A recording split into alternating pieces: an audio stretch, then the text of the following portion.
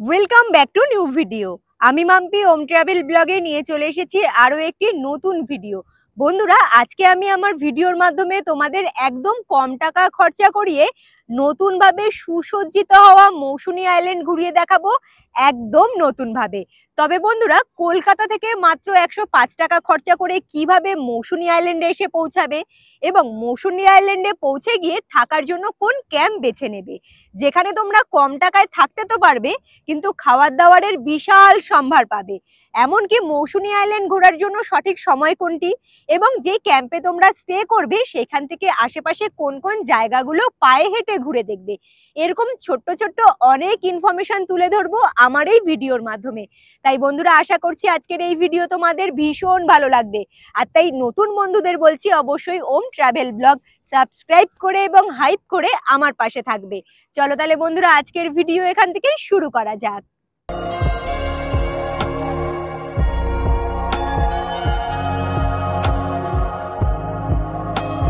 Good morning বন্ধুরা, নতুন একটা জার্নি পথের উদ্দেশ্যে আবারও রেডি হয়ে সোজা চলে এসেছি একদম ভোরবেলা শিয়ালদা স্টেশনে।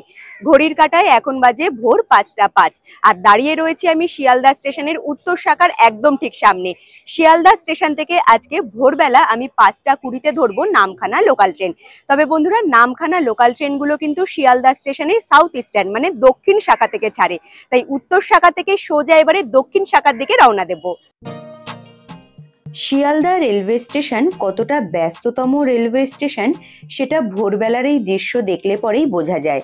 হাজারো হাজারো মানুষ পৌঁছাচ্ছে কিন্তু এই শিয়ালদা স্টেশন থেকে ট্রেন ধরে নিজের গন্তব্যস্থলে। ঘড়ির কাঁটায় বাজে এখন ভোর 5টা 15 আর শিয়ালদা স্টেশনের দক্ষিণ শাখার 19 নম্বর প্ল্যাটফর্মে দিয়ে দিয়েছে নামখানা লোকাল ট্রেন। ট্র্যাকে ট্রেন দাঁড়িয়ে রয়েছে, হাতে বন্ধুরা সময় খুব কম, তাই বেশি কথা না বলে সোজা ট্রেনে উঠে পড়বো। শিয়ালদা স্টেশনে ট্রেনে ওঠার পরে একদম সঠিক সময় ট্রেন ছেড়ে রওনা দিল তার গন্তব্যস্থলে পৌঁছানোর জন্য। আমি যখনই ট্রেন ধরে জার্নি করি তখন মোটামুটি ট্রেন ছাড়ার নির্ধারিত সময়ের থেকে 1-1.5 ঘন্টা আগেই প্ল্যাটফর্ম এরিয়াতে পৌঁছে যাই। তবে আজকে হাতে সময়টা খুব অল্প নিয়ে বেরিয়েছিলাম, তাও ঠাকুরের কৃপায় সঠিক সময় সঠিক ট্রেনটি আমি ধরতে পেরেছি। ভোরবেলা ট্রেন ধরলে পরে বেশ কিছু সুবিধে রয়েছে। প্রথমত, আমি যেহেতু ভিডিও শুটের কাজ করি তাই আমি চেষ্টা করি একদম ভোরবেলার প্রথমের দিকে ট্রেনটি ধরার, তাহলে আমার কাজের জন্য একটু সুবিধেও হয়, তার সাথে সঠিক সময় সঠিক গন্তব্যস্থলে পৌঁছানোও যায় এবং তার সাথে ভোরবেলা কিন্তু ট্রেন বেশ ফাঁকা থাকে, তাই কমফোর্টেবল জার্নিটা কমপ্লিট করা যায়। তোমরা যদি ভোরবেলা ট্রেন ধরতে না পারো, সকালবেলা 7টা 14-তে শিয়ালদা স্টেশন থেকে আরও একখানা নামখানা লোকাল ট্রেন রয়েছে, সেই ট্রেনটি ধরলে পরে সঠিক সময় তোমরা কিন্তু নামখানাতে পৌঁছাতে পারবে।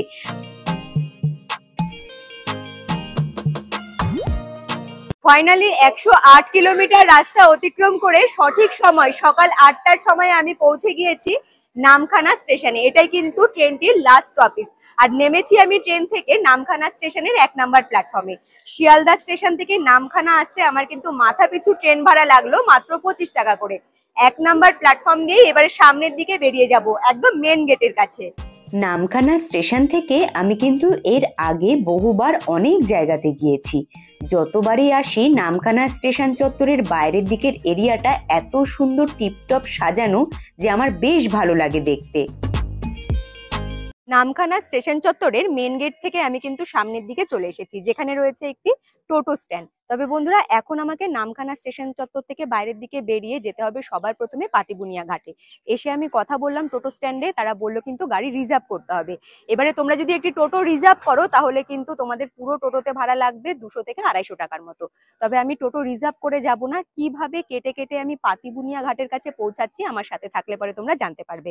তবে স্টেশন চত্বর থেকে বাইরের দিকে বেরিয়ে এসে আমি সোজা এবারে এগিয়ে যাব মেন রোডের দিকে।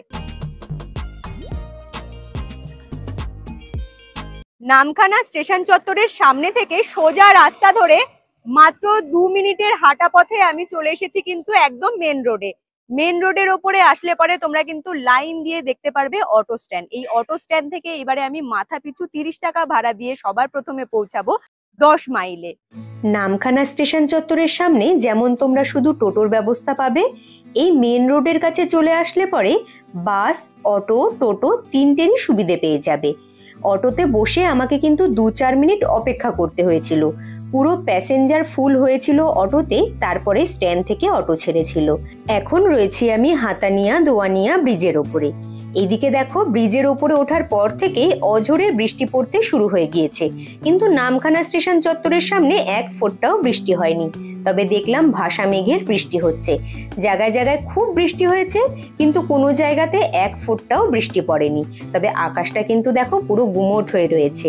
তোমরা কিন্তু মেন রোডের কাছে, মানে আমি ঠিক যেখান থেকে অটোটা ধরেছি সেখানে দাঁড়িয়ে যদি কিছুক্ষণ অপেক্ষা করো, তাহলে বাস পেলে পরে মাথা পিছু 15 টাকা ভাড়া দিয়ে তোমরা কিন্তু খুব সহজে পৌঁছে যেতে পারো 10 মাইলের কাছে। আমি তো 10 মাইলের কাছে নেমে পড়লাম, কিন্তু অটোটা সোজা বেরিয়ে গেল কিন্তু বকখালির দিকে। অটো থেকে আমি নেমে পড়েছিলাম 10 মাইলে, একদম মেন রোডের ওপরে যেখানে আমি নেমেছিলাম। ব্যাক সাইডে মেন রোড কিন্তু দেখা যাচ্ছে। রোডটা ক্রস করে এই পারে চলে এসেছি এবং এখানে কিন্তু রোডের ওপরে লাইন দিয়ে টোটো দাঁড়িয়ে রয়েছে। এইখান থেকে এখন এই টোটো ধরে মাথা পিছু 15 টাকা ভাড়া দিয়ে আমি পৌঁছাবো পাতিবুনিয়া ঘাটে। 10 মাইল টোটো স্ট্যান্ড থেকে পাতিবুনিয়া ঘাট যাওয়ার জন্য তোমরা কিন্তু সব সময় টোটোর ব্যবস্থা পেয়ে যাবে, কিন্তু ওই একই সমস্যা, এখানে কিন্তু আমাকে বেশ খানিকক্ষণ বসে থাকতে হয়েছিল। 5 জন হয়েছিল, তারপরে কিন্তু টোটো ছেড়েছে। আচ্ছা, আরও একখানা ইনফরমেশন, যারা ধর্মতলা থেকে বাস ধরে আসবে তারা কিন্তু ধর্মতলা টু বকখালিগামী বাসে উঠবে, তাহলে তোমরা খুব সহজে 10 মাইলের কাছে নেমে যেতে পারবে এবং 10 মাইল থেকে টোটো ধরে তোমরা চলে আসতে পারবে পাতিবুনিয়া ঘাটে। টোটো থেকে ফাইনালি নেমে পড়লাম আমি পাতিবুনিয়া ঘাটে। তবে বন্ধুরা, তোমরা যারা 4 চাকা গাড়ি নিয়ে আসবে, 10 মাইল থেকে ডান দিকের রাস্তাটা সোজা ধরে চলে আসবে কিন্তু পাতিবুনিয়া ঘাটে। পাতিবুনিয়া ঘাটে তোমরা গাড়ি পার্কিং এর ব্যবস্থা পেয়ে যাবে, সেখানে গাড়ি রেখে তারপরে কিন্তু নৌকো করে ওপারে গিয়ে তোমরা অনায়াসে পৌঁছে যেতে পারো খুব সুন্দরভাবে কিন্তু মৌসুনী আইল্যান্ডে। আর এই পারটা হলো পাতিবুনিয়া ঘাট, ওই পারটা হলো মৌসুনী আইল্যান্ড। তো এইবারে নৌকো ধরে সোজা যাত্রা শুরু করব মৌসুনী আইল্যান্ডের উদ্দেশ্যে। তবে নৌকো করে যেতে কিন্তু আমাদের মাথা পিছু খরচা হলো 10 টাকা করে।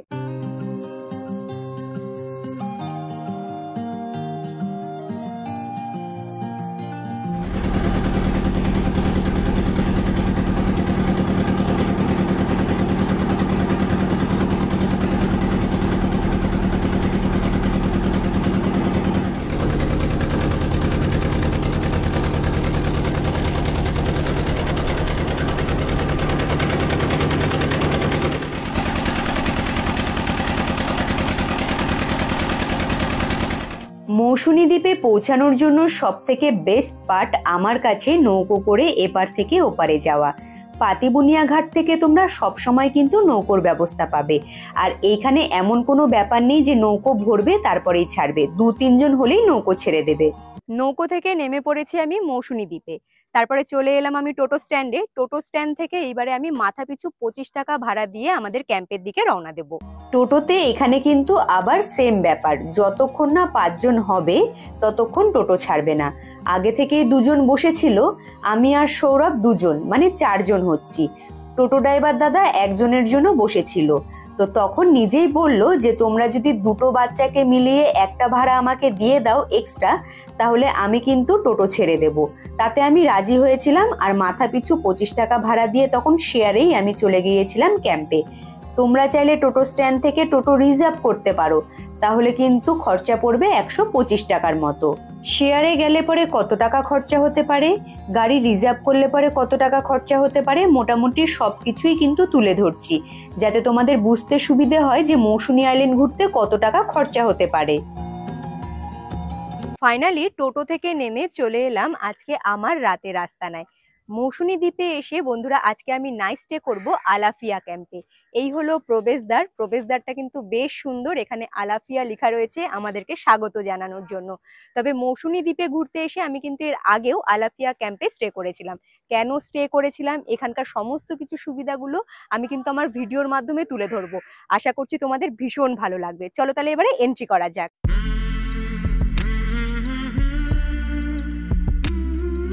এই হলো ক্যাম্পের ভেতরের দিকের ভিউ, বেশ সুন্দর করে সাজানো গোছানো। দিনের বেলার ভিউটা তোমরা দেখে নাও। এদিকে রয়েছে লাইন দিয়ে বাম্বু কটেজ, আর আমার ঠিক সামনের দিকে রয়েছে কিন্তু কটেজ। তবে বন্ধুরা, যে রুমটা আমাদেরকে দেবে, রুমটা এখন ক্লিন করছে, তাই এখন বাইরের দিকে অপেক্ষা করবো। আর এইদিকে আমার ছেলেদের কাণ্ড দেখো, খোলা স্পেস পেয়েছে, খেলার জায়গা রয়েছে, আর এখানে একটা এসেই ফুটবল দেখতে পেয়েছে, যেটা নিয়ে দুই ছেলে খেলতে শুরু করে দিয়েছে। এই দিককার একটু ভিউটা তোমরা দেখো, সামনের দিকে কিন্তু সমুদ্রের বিশাল গর্জন শোনা যাচ্ছে, তাই আমি একটু ওইদিকেই এগিয়ে যাব।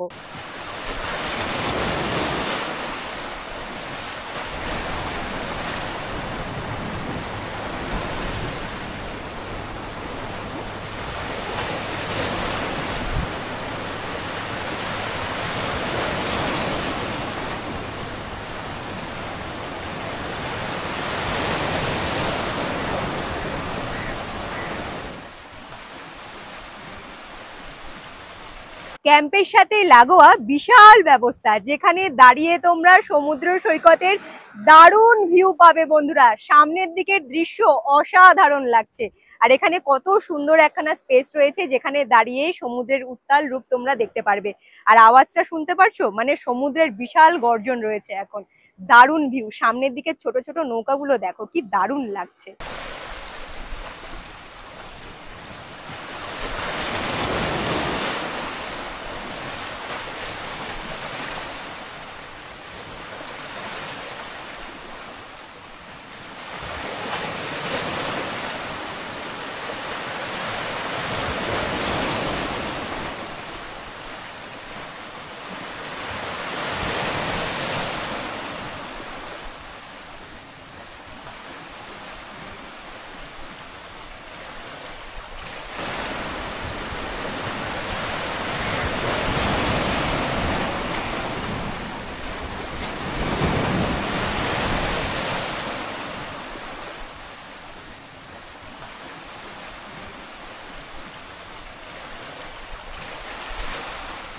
সমুদ্র সৈকতের সুন্দর ভিউ দেখতে দেখতে হাতে চলে এলো ওয়েলকাম ড্রিঙ্কস। এবারে ডাবের জল খেয়ে গলা ভিজিয়ে নেব।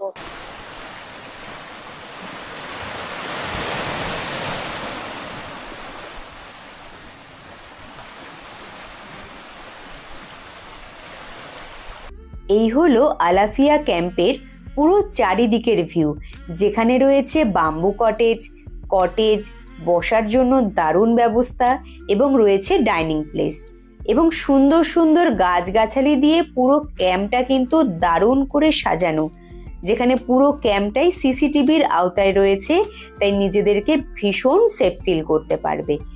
তবে বন্ধুরা, অনেকে প্রশ্ন করতেই পারো, এর আগে মৌসুমী দ্বীপ ঘুরতে এসে তুমি কিন্তু আলাফিয়া ক্যাম্পে স্টে করেছিলে, আবারও কেন সেম জায়গায়?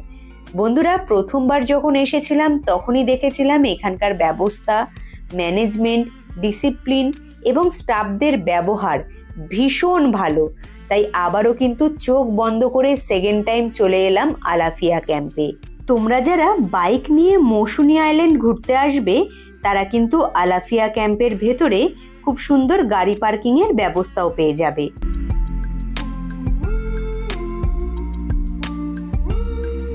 আলাফিয়া ক্যাম্প ঠিক কিভাবে সাজানো গোছানো, কোথায় কি রয়েছে এবং পুরো চারিদিকের ভিউ আমি কিন্তু ছোট্ট করে তোমাদের কাছে তুলে ধরলাম। আশা করছি ভিডিওর মাধ্যমে দেখে তোমাদের বেশ ভালোই লাগবে আলাফিয়া ক্যাম্প। রুম কিন্তু পুরো রেডি। চলো রুমের ভেতরটা ঠিক কেমন করে সাজানো গোছানো একটু ছোট্ট করে তোমাদের ঘুরিয়ে দেখাই। এই হলো রুমের ভেতরের দিকের ভিউ। বড় একখানা বেড রয়েছে, বালিশ, পরিষ্কার বেডশিট পাতা, এখানে রয়েছে ব্ল্যাঙ্কেটের ব্যবস্থা, মাথার ওপরেই রয়েছে একদম লাইট পাখা, এই সাইডে রয়েছে এসির ব্যবস্থা। রুমের ভেতরে এই দিকটাতে রয়েছে একটা ছোট্ট টি টেবিল এবং এখানে রয়েছে আয়নার ব্যবস্থা, এই সাইডে জামা কাপড় ঝোলানোর জন্য একটি হ্যাঙ্গার রয়েছে। রুমের ভেতরেই অ্যাটাচ ওয়াশরুম, ওয়াশরুমের ভেতরে ওয়েস্টার্ন টয়লেট, বালতি, মগ, কল এবং ছোট্ট একখানা বেসিন, তার সাথে কিন্তু হ্যান্ড শাওয়ার, শাওয়ার সমস্ত কিছুই রয়েছে এবং পরিষ্কার পরিচ্ছন্ন। তবে বন্ধুরা, আরো একখানা জিনিস দেখিয়ে দিচ্ছি, রুমের ভেতরে এই সাইডেও কিন্তু রয়েছে সুইচ বোর্ডের ব্যবস্থা। বেশ অনেকক্ষণ ধরে জার্নি করেছি, তাই এইবারে একটু ফ্রেশ হব, রেডি হয়ে আবারও তোমাদের সাথে আমার দেখা হচ্ছে। ফ্রেশ হয়ে রুমে একটু রেস্ট করছিলাম, আর এইদিকে কিন্তু দাদারা নক করলো যে দুপুরের খাবার দাবার রেডি, তাই আমিও রেডি হয়ে চলে এলাম দুপুরের খাবার দাবার খেতে। এখানে কিন্তু রয়েছে পুরো প্লেট সাজিয়ে বিভিন্ন ধরনের আইটেম, দেখি কি কি রয়েছে। সাদা ভাত, কাঁচা পেঁয়াজ, লেবু, আমুলি মাছ ভাজা, তার সাথে রয়েছে চিংড়ি মাছের মালাইকারি, আলু ভাজা, ডাল, এখানে রয়েছে এই হলো মাছ, দেখাই মাছটা পুরো ভেঙেই গেল, এই হলো মাছ, এখানে রয়েছে আলু পটলের তরকারি, আর এই হলো চাটনি। এই দিয়ে এখন দুপুরের খাবার কমপ্লিট করব। প্লেটে আমাদের দুপুরের খাবারে কিন্তু পাঁপড় ভাজাও ছিল। পাঁপড় ভাজাটা আমার ছোট ছেলে খেয়ে নিয়েছিল বলে আর দেখাতে পারিনি। গরম ভাতে গরম ডাল, তার সাথে আমুলি মাছের ভাজা, যেটা খেতে অসাধারণ লাগছিল। আর অন্য কিচ্ছু চাই না। তবুও বন্ধুরা অল্প অল্প করে প্রত্যেকটা খাবার আমি টেস্ট করেছিলাম এবং আমার মুখে কিন্তু সবগুলো খাবারই বেশ ভালো লেগেছিল। খাদ্যরসিক বাঙালিদের জন্য এটা কিন্তু দারুণ জায়গা। দুপুরের খাবারের প্লেটে যে কটা মাছ ছিল প্রত্যেকটা মাছ খুব টাটকা, তাই খেতে আলাদা রকমের টেস্ট ছিল। আর আমার থেকে এইসব জিনিসগুলো আবার সৌরভ ভালো বোঝে, তাই মাছ খাচ্ছিল আর বলছিল মাম্পি মাছগুলো টাটকা বলে আলাদা রকম টেস্ট রয়েছে।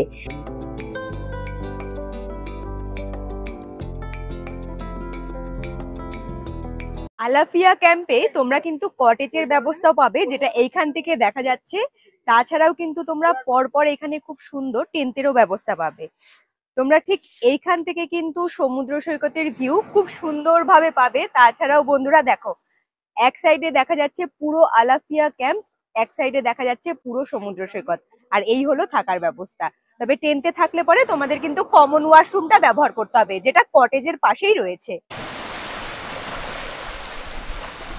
আলাফিয়া ক্যাম্প থেকে আরো একখানা সুন্দর জিনিস যেটা আমি তোমাদেরকে দেখাবো। দেখো, আমি ঠিক যেখানে দাঁড়িয়ে রয়েছি এই সোজা মানে আমার হাতের বাঁ দিকে একখানা কিন্তু ছোট্ট দ্বীপ দেখা যাচ্ছে, সেটা হলো জম্বু দ্বীপ। আর আমার হাতের ডান দিকে সোজা একখানা দ্বীপ দেখা যাচ্ছে, সেটা হলো সাগর দ্বীপ। এক সাইডে জম্বু দ্বীপের ভিউ, এক সাইডে সাগর দ্বীপের ভিউ, আর এইখানে হলো আলাফিয়া ক্যাম্প, সামনের দিকে সমুদ্র সৈকত। কি দারুণ ভিউ!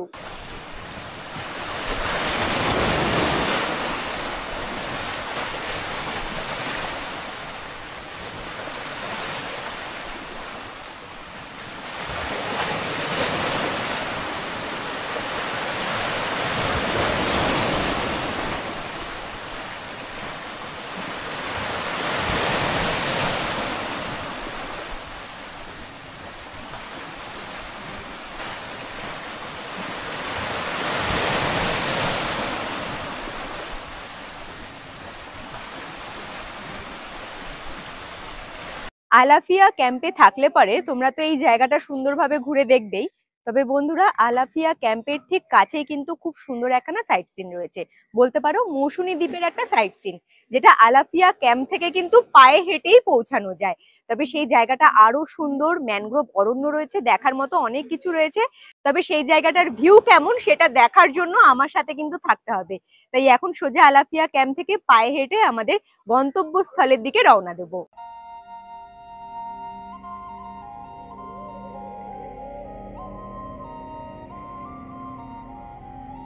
ক্যাম্প থেকে বাইরের দিকে বেরোলে পরেই মৌসুনী দ্বীপের ছোট্ট এই সবুজে ঘেরা গ্রামটা চোখে পড়বে, যেটা সকলের কিন্তু মন কাড়তে বাধ্য করবে। চারিদিকটা শুধু একটু দেখো, ছোট ছোট্ট পুকুর, সবুজে ঘেরা গাছগাছালি, কি অপরূপ দৃশ্য লাগছে। যারা গ্রাম্য পরিবেশ পছন্দ করো তাদের কিন্তু এই জায়গাটা ভীষণ ভালো লাগবে। শহরাঞ্চলের কংক্রিটের তৈরি করা বাড়িঘরে থাকতে থাকতে জীবনটা কেমন যেন একঘেয়েমি হয়ে উঠেছে। হঠাৎ করেই হাতে পড়ল 2-1 দিনের ছুটি। এদিকে মন বলছে কাছে পিঠে কোনো এক জায়গা থেকে ঘুরে আসি। তবে এমন একখানা জায়গায় যাব যেখানে সুন্দর পরিবেশ পাবো এবং সমুদ্র সৈকত দেখতে পারবো, তার সাথে যেখানে থাকবো সেখানে থেকে প্রচুর রকমের খাবার দাবার খাবো এবং মজা করব। এমন যদি চিন্তা ভাবনা করে থাকো তাহলে চোখ বন্ধ করে চলে আসতে পারো মৌসুনী আইল্যান্ড ঘুরতে।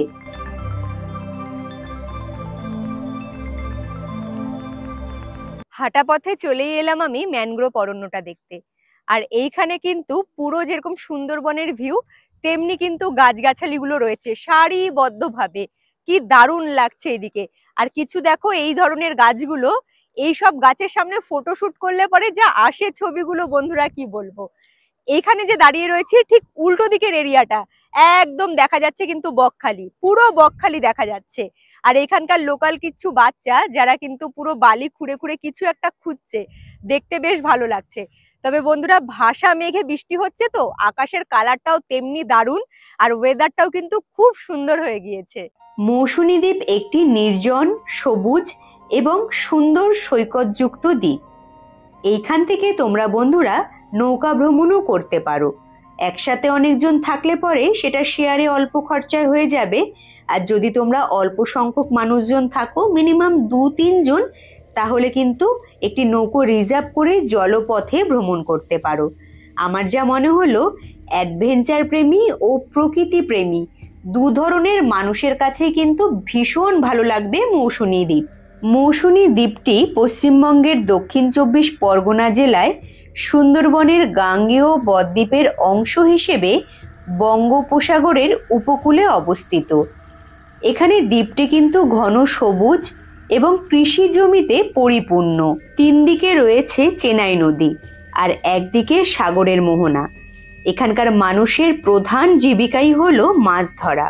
এইখানেই একসাথে অনেক মানুষজন বিচের পাড়ে বসে মাছ ধরার জাল বুনছিল, যেগুলো দেখতে খুব সুন্দর লাগছিল। তবে বন্ধুরা, পাখি পর্যবেক্ষণের জন্য কিন্তু এটি খুব ভালো জায়গা। আসলে অল্প জলের মধ্যে আমার ছেলে দুটো মজা করছে, তাই ওদেরকে আর বেশি আমি ডিস্টার্ব করিনি, যে ওরা নিজের মতো একটু মজা করুক। আর অনেকক্ষণ ধরে দাঁড়িয়ে রয়েছি বলে পাটাও ব্যথা হয়ে গেছে, তাই এখানে সুন্দর একখানা গাছ রয়েছে এবং বসার ব্যবস্থা রয়েছে। ভাবলাম এখানে উঠেই বসে পড়ি। এখানে বসে সুন্দর হাওয়া আর তার সাথে প্রকৃতির সুন্দর রূপ দেখছি। তবে বন্ধুরা, আমার মতো তোমরা চাইলে পারো এখানে উঠে বসে কিন্তু ছবি ক্লিক করতে পারো। বেশ কিছু ছবি ক্লিক করেছি, দারুণ ছবি উঠেছে। তবে এখানে বেশ অনেকগুলো কিন্তু এরকম গাছ রয়েছে, যে গাছগুলো দেখতে খুব ভালো লাগে এবং ফটো শুট করার জন্য বেস্ট জায়গা।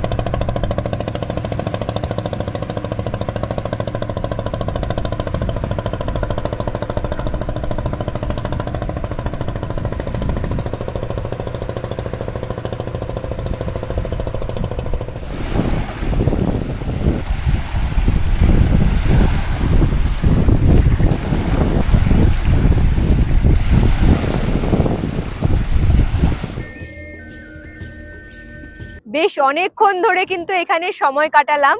আর সামনের দিকের একখানা জিনিস তোমাদেরকে না দেখালেই নয়। দেখো, একদম বিচের পাড়েই কিন্তু এখানে বিশাল বড় একখানা নৌকো ছিল, যেই নৌকোটা এখন পুরোটাই কিন্তু বালির নিচে পুরো চাপা পড়ে গেছে। সামান্য কিছুটা অংশ ওপরের দিকে রয়েছে, যার ওপরে গাছপালাও এখন উঠে গেছে। আর এখানকার লোকাল বাচ্চাগুলো খেলছে, অনেকক্ষণ ধরে বসে বসে তাদের খেলাগুলোই দেখছিলাম। খুব সুন্দর একখানা বিকেল কাটালাম আমি কিন্তু এই সুন্দর জায়গাতে।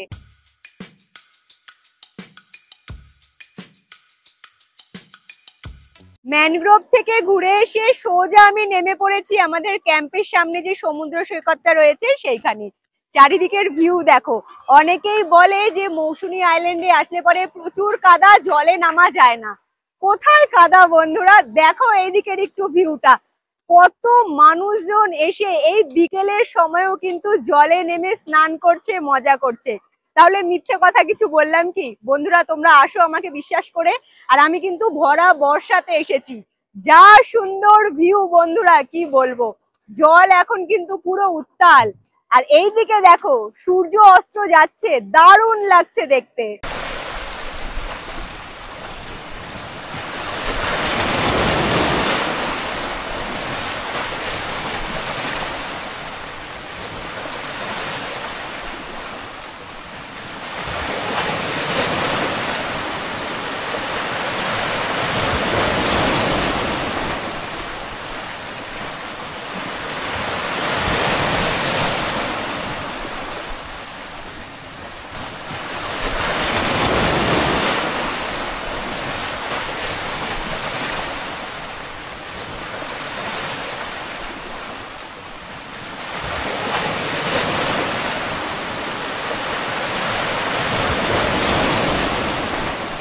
আমি নিজেও কিন্তু মৌসুমী আইল্যান্ডে বেশ অনেকদিন পর ঘুরতে এলাম। প্রথমে ভাবছিলাম কেমন না কেমন লাগবে, সত্যি কথা বলতে এসে কিন্তু বেশ ভালো লাগছে।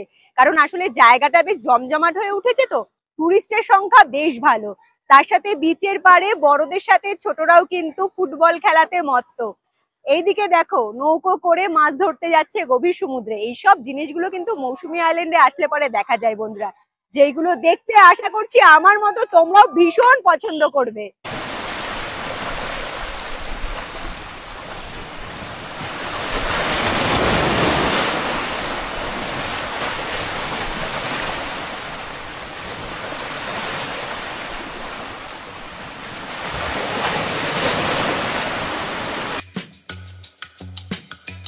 এইদিকে ক্যাম্পে এসে দেখলাম দাউ দাউ করে আগুন জ্বলছে। না না বন্ধুরা, ভয়ের কিচ্ছু নেই। আসলে সন্ধেবেলা বারবিকিউ এর আসর বসবে, যার কারণে আগে থেকেই কিন্তু কাঠগুলো এখানে জ্বালিয়ে দেওয়া হয়েছে, যাতে সুন্দরভাবে বারবিকিউ গুলো এই কাঠের আগুনের উপরে প্রস্তুত করা হয়। আর তারপরে দাদা কিন্তু চলে এলো মাংসগুলো ম্যারিনেট করে নিয়ে। আসলে কে কতটা করে মাংস নিতে চাইছে বারবিকিউ এর জন্য, সেটা ওজন করে সবার সামনেই কিন্তু বারবিকিউটা প্রস্তুত করার জন্য আগুনের উপরে দিয়ে দিচ্ছে। এইদিকে বারবিকিউটা রেডি হোক, আর তোমাদেরকে একটু ঘুরিয়ে নিয়ে আসি পুরো ক্যাম্পটা ঠিক কিভাবে সন্ধেবেলা সেজে উঠেছে। বিভিন্ন ধরনের আলো দিয়ে পুরো আলাফিয়া ক্যাম্প কিন্তু দারুণ সুন্দরভাবে সেজে উঠেছে, যেটা দেখতে অসাধারণ লাগছিল। সন্ধেবেলা চা, তার সাথে মুড়ি, চপ এইসবও কিন্তু ছিল। আসলে ভিডিও ক্লিপটা নেওয়া হয়নি বলে আর দেখাতে পারলাম না। চিকেনের বারবিকিউ ছাড়া কাঁকড়া, ভোলা মাছ, চিংড়ি মাছ এইসবেরও বারবিকিউ তোমরা নিতে পারো। তবে দাদারা একটা কথাই বলে, একটু আগে ভাগে জানিয়ে দিলে খাবারটা রেডি করতে সুবিধে হবে। ঘড়ির কাঁটায় এখন বাজে সন্ধে ঠিক 7টা। চারিদিকটা কিন্তু ভীষণ সুন্দরভাবে সেজে উঠেছে আলাফিয়া ক্যাম্পের ভেতরে।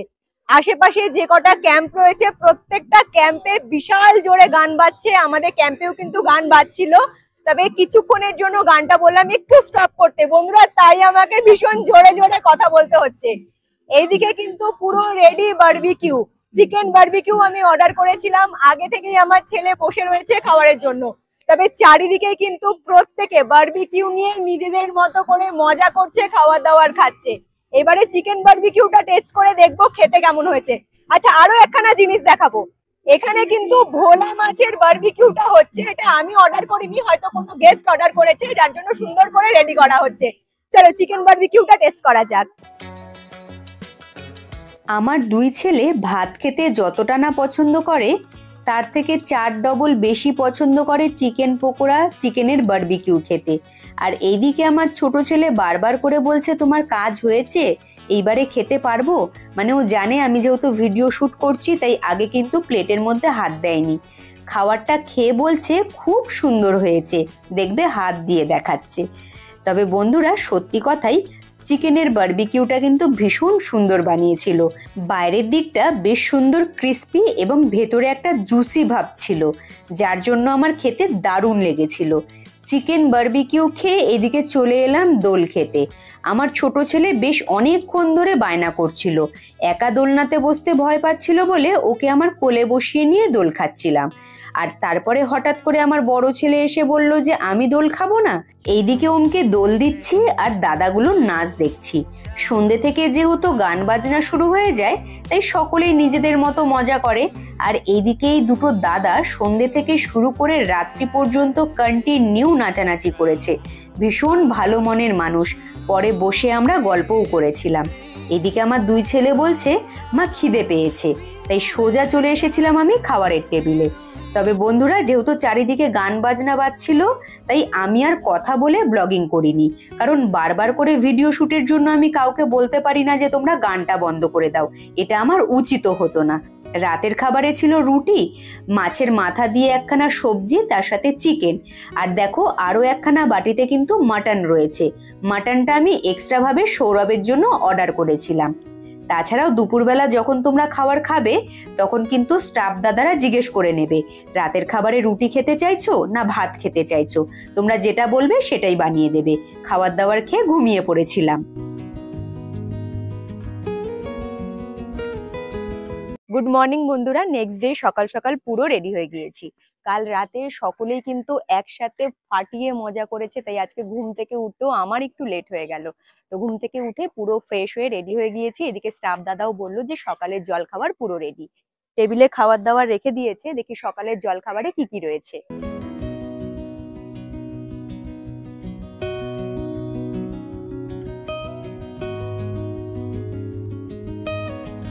এখানে রয়েছে ঘুগনি, তার সাথে রয়েছে লুচি এবং একটা করে কিন্তু রয়েছে ডিম সেদ্ধ। এই দিয়ে এখন সকালের জল খাবার কমপ্লিট করব।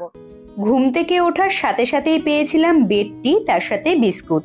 আবারও ফ্রেশ হয়ে এসে বসে পড়লাম লুচি ঘুগনি খেতে। তোমরা যারা বাইরে ঘুরতে গিয়েও ভাবো বাড়ির মতো খাবার দাবার খাবো, তারা কিন্তু অবশ্যই এই ক্যাম্পে নাইট স্টে করতে পারো।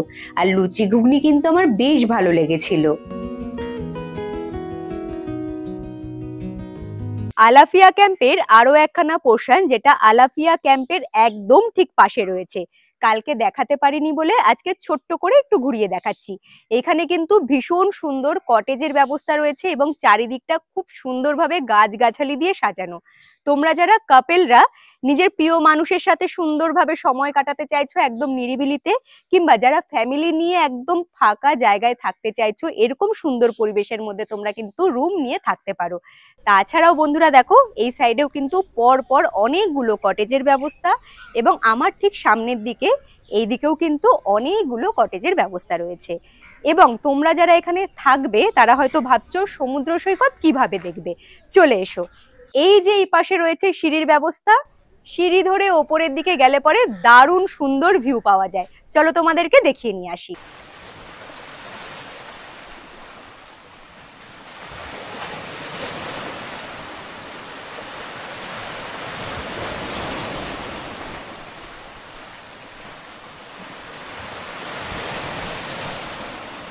সিঁড়ি ধরে ওপরের দিকে উঠে আসলে পরে বেশ সুন্দর এখানে রয়েছে বসার ব্যবস্থা, যেখানে তোমরা প্রিয় মানুষের সাথেই হোক কিংবা পরিবারের মানুষজনদের সাথে বসে সুন্দরভাবে সময় কাটাতে পারো। আর সামনের দিকে তাকালে পরে অসাধারণ ভিউ পাবে সমুদ্র সৈকতের, যেটা দেখতে কিন্তু দারুণ লাগছে। একটু দেখো সমুদ্র এখন কতটা উত্তাল, পুরো একদম যখন এখানে এসে লাগছে জলটা কিন্তু এতটা উঁচুতে উঠে যাচ্ছে, দেখতে দারুণ লাগছে। সমুদ্রের জলের কালারটা শুধু দেখো। আলাফিয়া ক্যাম্পে বন্ধুরা তোমরা যদি স্টে করো তাহলে টেন্টে থাকলে পরে খরচা হবে কিন্তু 1000 টাকা, আর নন এসি রুম নিয়ে থাকলে পরে খরচা হবে 1200 টাকা, এসি রুম নিয়ে থাকলে পরে খরচা হবে 1400 টাকা। ওয়েলকাম ড্রিঙ্কস থেকে শুরু করে দুপুরের খাবার, রাতের খাবার, পরের দিনের ব্রেকফাস্ট পুরোটাই কিন্তু প্যাকেজের মধ্যে, মানে থাকা এবং খাওয়া। এবং বন্ধুরা আমি এখানে কিন্তু এসে আমার 2 ছেলেকে নিয়ে স্টে করেছিলাম। এখানকার পরিষেবা ব্যবস্থা আমার ভীষণ ভালো লেগেছে।